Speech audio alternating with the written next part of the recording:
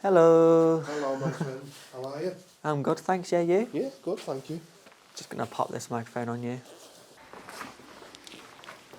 So I'm just gonna ask you an introduction question before we get into it. Yeah.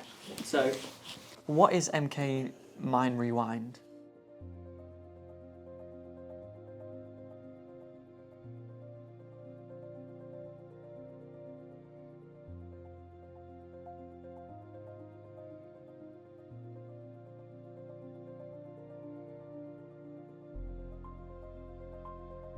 I started doing talks up and down the country, and it was just Martin doing talks.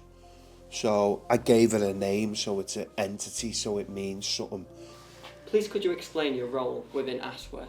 Okay, so I'm the Commissioner for Ashworth, so I don't work for Ashworth, but I work very closely with Ashworth. Okay. So I work for NHS England and I manage the contract and the performance and quality of Ashworth, so that's my job.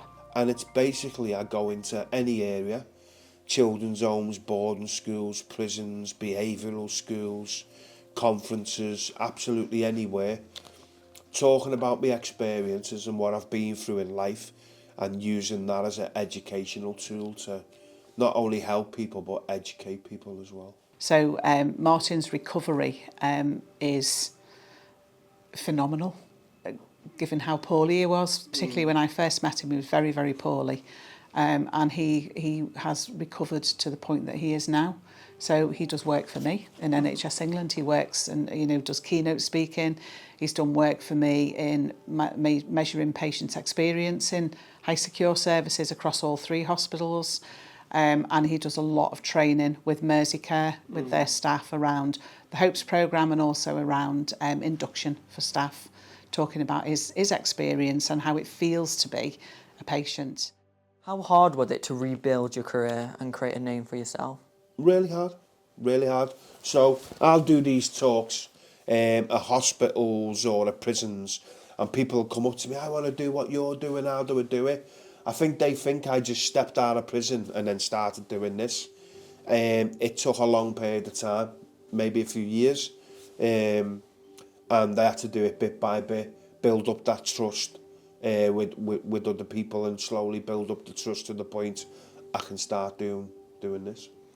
There are not many Martins around. He's quite unique, so I feel very lucky to have him on our patch working, because people get a lot of benefit from that, and also patients get a lot of inspiration from him.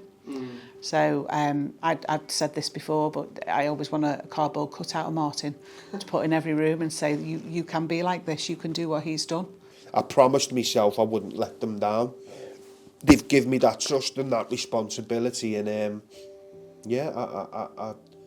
think I earned it. I earned that. Can I add to that question? Yeah. It's not on the sheet, I don't think. But what was you hired to do in the hospital? So basically, I was hired at the activity centre first. Then I was hired in the occupational therapy department. And then my role had sort of cross over. So I'd bob on the wards to see people, go and see people if they're in seclusion, take people out for the day. So it sort of crossed over.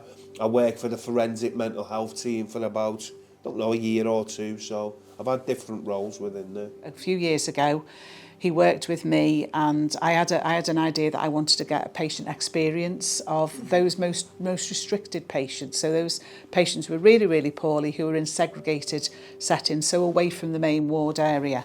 And Martin developed all of the questionnaire. It was a patient experience. It was how it felt. What does it feel like? And he did that. He went and interviewed every single patient across all 3 high secure hospitals, females and learning disability included. And every single patient spoke to him. Every single patient without fail. And the biggest theme that we picked up from that was loneliness. So people were lonely. Now that seems obvious, but actually it's not that obvious, because people are so ill that sometimes you can miss that feeling of loneliness. What piece of advice would you give to someone who's trying to start again? Trying to start their lives again. Yeah. Be committed to it. You get people, so I've seen it myself, who'll get out of prison and they'll go, I'm turning my life around, I'm getting a job, I'm starting again. But they'll smoke weed and they're like, well, smoking a bit of weed's no harm in that, there's nothing to it. Or you get people out who'll sit in the house all day playing the computer. These things aren't good for mental health. So people think, oh, let's legalise weed. It's only a bit of weed. I'm just smoking a bit of weed. Weed's a very dangerous drug. Very, very dangerous, especially for psychosis. Work with your teams. Work with your clinical teams. Take all the support that's offered. Just take the support that's offered. But if you've got family support, accept that. But not everybody does. So family, family is a big support. Clinical teams are a big support. Work with your clinical teams, your doctor, your nurse, your OT, your social worker, your psychologist, because they're the people who'll be able to give you the tools that you need to be able to go out and manage. Well, having no life is very dangerous as well. And what I mean by that, sitting in the house all day playing computer, that's not good for your mental health.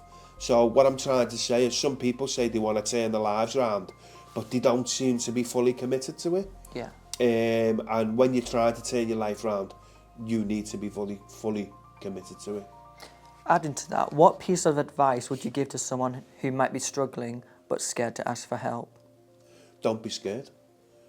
Don't be scared.